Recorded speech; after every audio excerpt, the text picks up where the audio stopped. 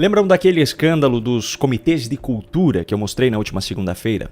De forma super resumida, para quem não acompanhou, uma secretária nacional do PT foi gravada por um ex-aliado político relatando uma conversa que ela teve com a responsável por esses comitês estaduais dentro do Ministério da Cultura. E nessa conversa foi revelado que o governo Lula deu o aval para que esses comitês, que foram criados por Lula e são financiados pelo governo, fossem utilizados para ajudar aliados nas eleições municipais de 2024. A própria secretária petista gravada era um desses casos. Ela era candidata a vereadora em Manaus, a capital do Amazonas. Pois bem, agora, apenas alguns dias depois, a ministra Margarete Menezes, da Cultura, já está no centro de um outro escândalo tão absurdo quanto. Ela recebeu uma quantia absurda de dinheiro público para cantar em eventos durante o carnaval desse ano. Veja só, logo no início de 2023, a Comissão de Ética Pública da Presidência da República decidiu que Margarete Menezes, por ser ministra, deveria, abro aspas, se abster de receber remuneração, vantagens ou benefícios dos entes públicos de qualquer esfera de poder. Fecho aspas. Só que agora, dos 7 conselheiros da Comissão de Ética Pública da Presidência, 6 são indicados do presidente Lula. Isso porque 3 deles, que haviam sido indicados pelo ex-presidente Jair Bolsonaro e tinham um mandato até 2025, foram destituídos por Lula logo no início do seu governo, uma medida nunca antes vista no Brasil, para que essas 3 vagas fossem preenchidas por indicados do próprio Lula. Hoje, inclusive, a comissão é presidida por Manuel Caetano Ferreira Filho, ex-advogado de Lula. Coincidentemente, depois dessas mudanças na composição, o entendimento da comissão mudou e eles passaram a autorizar a realização de shows com verba pública dos estados e dos municípios, desde que, para isso, não tenham sido utilizados mecanismos federais de incentivo à cultura. Mas isso é apenas uma coincidência. Coincidentemente também, Margarete Menezes, que é cantora, decidiu tirar férias do cargo de ministra justamente no período de carnaval.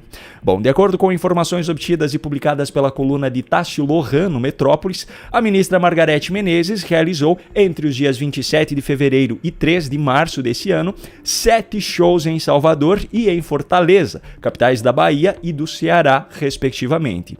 Desses 7, 3 foram financiados exclusivamente pelas prefeituras, 3 receberam verbas também do governo da Bahia e apenas 1 foi privado. Dos 6 que foram financiados por verbas públicas, todos eles foram contratados sem realização de licitação, algo comum nesse tipo de evento.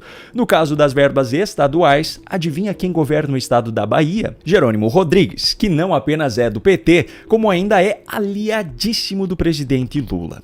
No entanto, tanto o governo baiano quanto a assessoria de Margarete Menezes se recusaram a informar o valor de recursos do governo do estado que foram destinados a esses contratos. Já as prefeituras de Salvador e Fortaleza atenderam aos pedidos e deram acesso às informações referentes aos valores desses contratos. No caso da capital baiana, a prefeitura desembolsou R$290 mil para as apresentações da ministra na cidade. No caso de Fortaleza, o montante de recursos públicos destinados a esses shows foi de R$350 mil.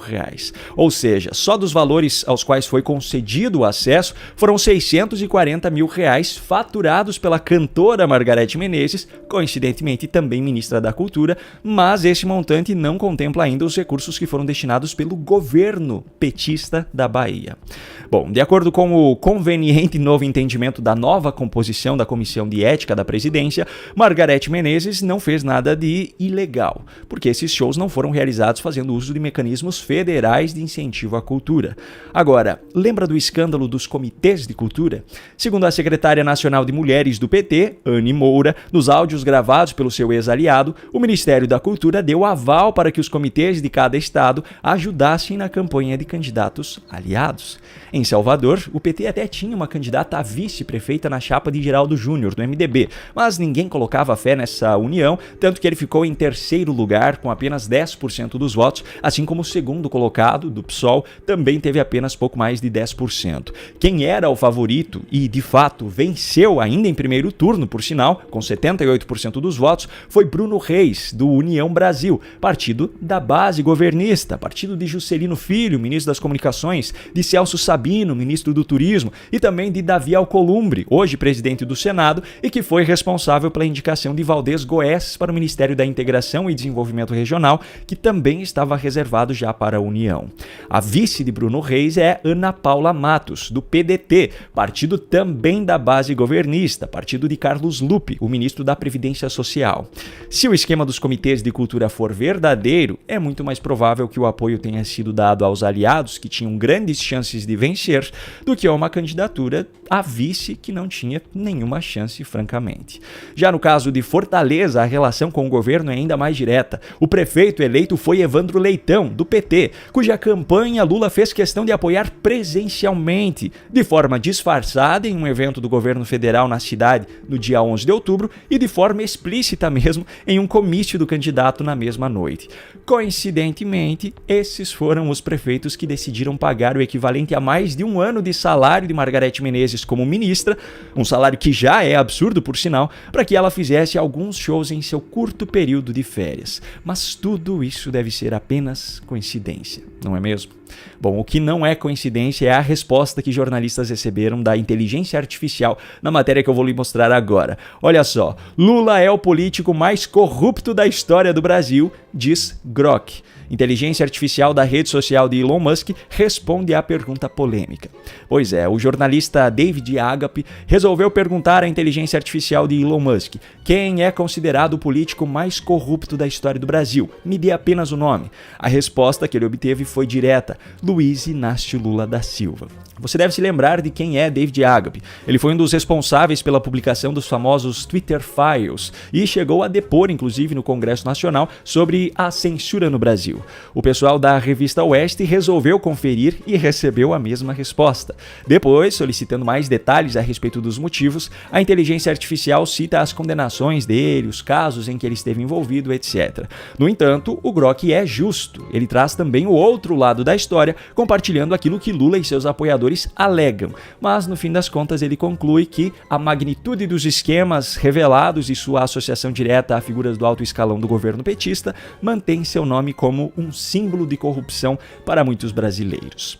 Não é à toa que Lula tem sido tão fervoroso em seus ataques à inteligência artificial, isso que ele nem deve saber ainda da existência do Grok especificamente. Aliás, quando Alexandre de Moraes ficar sabendo disso, aí sim a IA de Elon Musk corre risco de ser até banida do Brasil.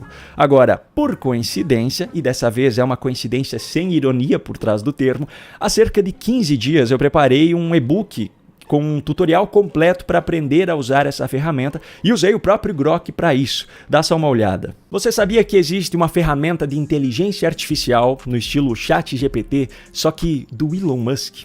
Pois é, o Grok é uma ferramenta que possui os recursos das demais ferramentas de inteligência artificial pagas, só que de forma gratuita. Pelo menos por enquanto, pois a promessa é de que, enquanto os servidores suportarem o número de usuários, esse sistema não será cobrado. Inclusive, há apenas alguns dias, Elon Musk lançou a terceira e mais recente versão dessa ferramenta, que já está disponível também de forma gratuita, o Grok 3. É realmente inacreditável o que o Grok é capaz de fazer.